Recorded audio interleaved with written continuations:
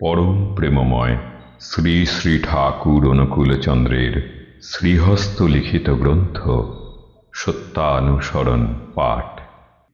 অর্থ, মান, যশ ইত্যাদি পাওয়ার আশায় আমাকে ঠাকুর সাজিয়ে ভক্ত হইও না। সাবধান হও, ঠকবে। তোমার ঠাকুরত্ব না জাগলে কেহ তোমার কেন্দ্রও নয়, ঠাকুরও নয়। ফাঁকি দিলেই পেতে হবে তা।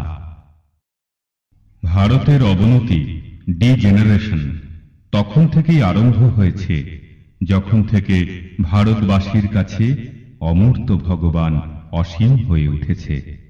ঋষি বাদ দিয়ে ঋষিবাদের উপাসনা আরম্ভ হয়েছে। ভারত যদি ভবিষ্যৎ কল্যাণকে আবাহন করতে চাও, তবে সম্প্রদায়গত বিরোধ ভুলে জগতের পূর্ব গুরুদের প্রতি শ্রদ্ধা সম্পন্ন হও। আর তোমার মূর্ত ও জীবন্ত গুরু বা ভগবানে আসক্ত হও, আর তাদেরই স্বীকার করো যারা তাঁকে ভালোবাসে। কারণ পূর্ববর্তীকে অধিকার করিয়াই পরবর্তীর আবির্ভাব। সর্বপ্রথম আমাদের দুর্বলতার বিরুদ্ধে যুদ্ধ করতে হবে, সাহসী হতে হবে, বীর হতে হবে। পাপের জ্বলন্ত প্রতিমূর্তি ওই দুর্বলতা, তারাও যত শীঘ্র পারো ওই রক্ত শোষণকারী অবসাদ উৎপাদক ভ্যাম্পায়ারকে। স্মরণ করো তুমি সাহসী, স্মরণ করো তুমি শক্তির তনয়, স্মরণ করো তুমি পরম পিতার সন্তান। আগে সাহসী হও, অকপট হও, তবে জানা যাবে তোমার ধর্মরাজ্যে ঢুকবার অধিকার জন্মেছে। এতটুকু দুর্বলতা থাকলেও তুমি ঠিক অকপট হতে পারবে না।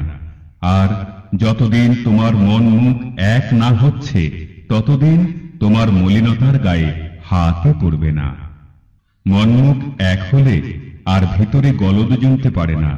গুপ্ত আবর্জনা ভাষায় ভেসে উঠে পড়ে, পাপ গিয়ে তার ভেতর বাসা বাঁধতে পারে না। হটে যাওয়াটা বরং দুর্বলতা নয় গো, কিন্তু চেষ্টা না করাই দুর্বলতা। তুমি কোনো কিছু করতে প্রাণপণে চেষ্টা করা সত্ত্বেও যদি বিফল মনোরথ হও, ক্ষতি নাই। তুমি ছেড়ো না, ওই অম্লান চেষ্টাই তোমাকে মুক্তির দিকে নিয়ে যাবে। দুর্বল মন চিরকালই সন্দিগ্ধ, তারা কখনোই নির্ভর করতে পারে না। বিশ্বাস হারিয়ে ফেলেছে, তাই প্রায়ই রুগ্ন, কুটিল, ইন্দ্রিয় পরবশ হয়। তাদের নিকট সারাটা জীবন জ্বালাময়, শেষে অশান্তিতে সুখ দুঃখ ডুবে যায়। কি সুখ কি দুঃখ বলতে পারে না, বললে হয়তো বলে বেশ, তাও অশান্তি। অবসাদে জীবন ক্ষয় হয়ে যায়। দুর্বল হৃদয়ে প্রেম ভক্তির স্থান নেই। পরের দুর্দশা দেখে, পরের ব্যথা দেখে, পরের মৃত্যু দেখে নিজের দুর্দশা, ব্যথা বা মৃত্যুর আশঙ্কা করে ভেঙে পড়া, এলিয়ে পড়া বা কেঁদে আকুল হওয়া ও সব দুর্বলতা। যারা শক্তিমান তারা যাই করুক, তাদের নজর নিরাকরণের দিকে, যাতে ও সব অবস্থায় আর না কেউ বিধ্বস্ত হয়। প্রেমের সহিত তারই উপায় চিন্তা করা। বুদ্ধদেবের যা হয়েছিল, ওই হচ্ছে সবল হৃদয়ের দৃষ্টান্ত। তুমি বলো না তুমি ভীরু, বলো না তুমি কাপুরুষ, বলো না তুমি দুরাশয়। পিতার দিকে নজর করো, আবেগ ভরে বলো, ওগো আমি তোমার সন্তান। আমার আর জড়তা নেই, আর দুর্বলতা নেই, আমি আর কাপুরুষ নই। আমি আর তোমাকে ভুলে নরকের দিকে ছুটে যাব না, আর তোমার জ্যোতির দিকে পিছন ফিরে অন্ধকার অন্ধকার বলে চিৎকার করব না। অনুতাপ করো, কিন্তু স্মরণ রেখো পুনরায় অনুতপ্ত হতে না হয়। যখনই তোমার কুকর্মের জন্য তুমি অনুতপ্ত হবে, তখনই পরম পিতা তোমাকে ক্ষমা করবেন। আর ক্ষমা হলেই বুঝতে পারবে তোমার হৃদয়ে পবিত্র সান্ত্বনা আসছে। তাহলেই তুমি বিনীত, শান্ত ও আনন্দিত হবে।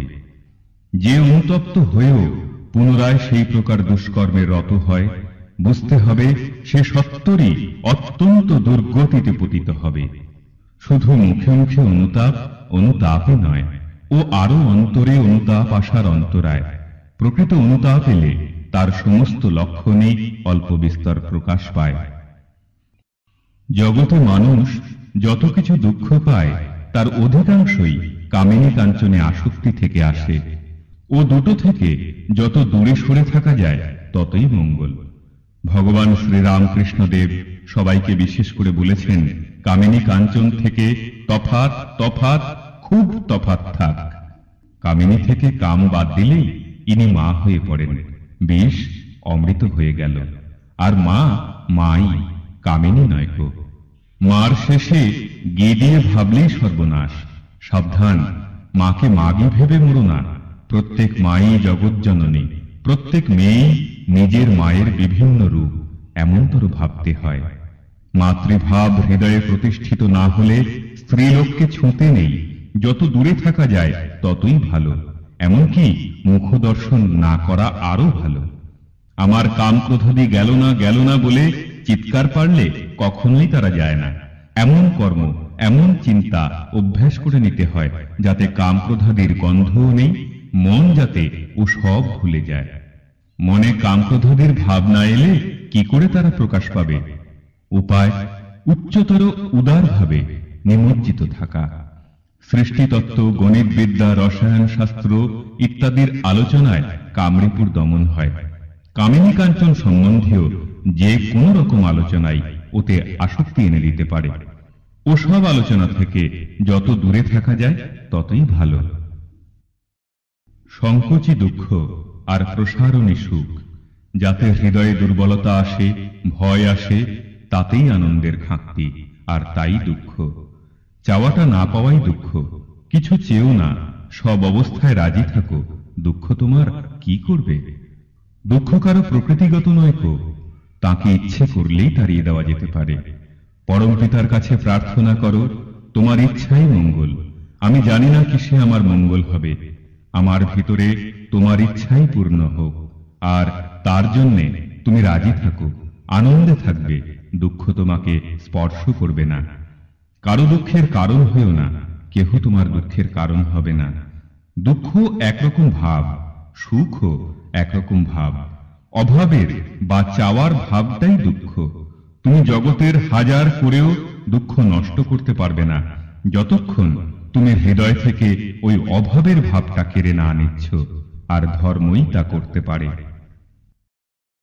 যদি সাধনায় উন্নতি লাভ করতে চাও, তবে কপটতা ত্যাগ করো।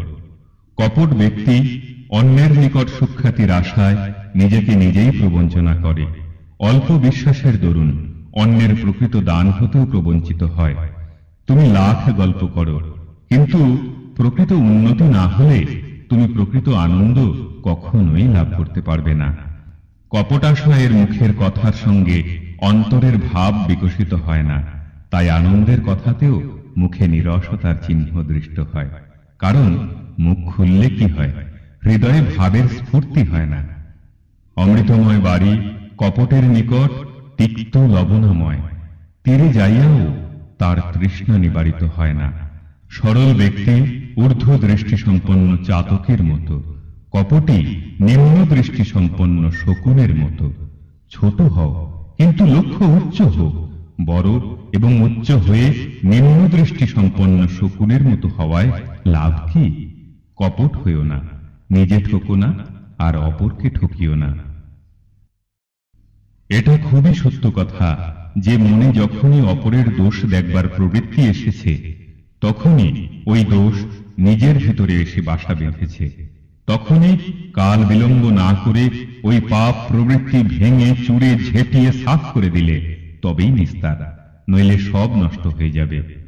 তোমার নজর যদি অন্যের কেবল কুই দেখে, তবে তুমি কখনোই কাউকে ভালোবাসতে পারবে না। আর যে সৎ দেখতে পারে না, সে কখনোই সৎ হয় না।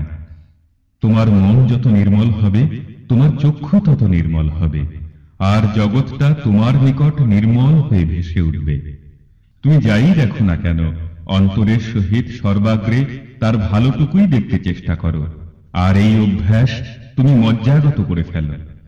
তোমার ভাষা যদি কুৎসা কলঙ্ক জড়িতই হয়ে থাকে, অপরের সুখ্যাতি করতে না পারে, তবে যেন কারো প্রতি কোনো মতামত প্রকাশ না করে। আর মনে মনে তুমি নিজ স্বভাবকে ঘৃণা করতে চেষ্টা করো এবং ভবিষ্যতে কুৎসা নরক ত্যাগ করতে দৃঢ় প্রতিজ্ঞ হও। পরনিন্দা করাই পরের দোষ কুড়িয়ে নিয়ে নিজে কলঙ্কিত হওয়া, আর পরের সুখ্যাতি করা অভ্যাসে নিজের স্বভাব অজ্ঞাতসারে ভালো হয়ে পড়ে। তাই বলে কোনো স্বার্থবুদ্ধি নিয়ে অন্যের সুখ্যাতি করতে নেই, সে তো খোসামল। সেক্ষেত্রে মনমুখ প্রায়ই এক থাকে না, সেটা কিন্তু বড়ই খারাপ, আর তাতে নিজের স্বাধীন মত প্রকাশের শক্তি হারিয়ে যায়।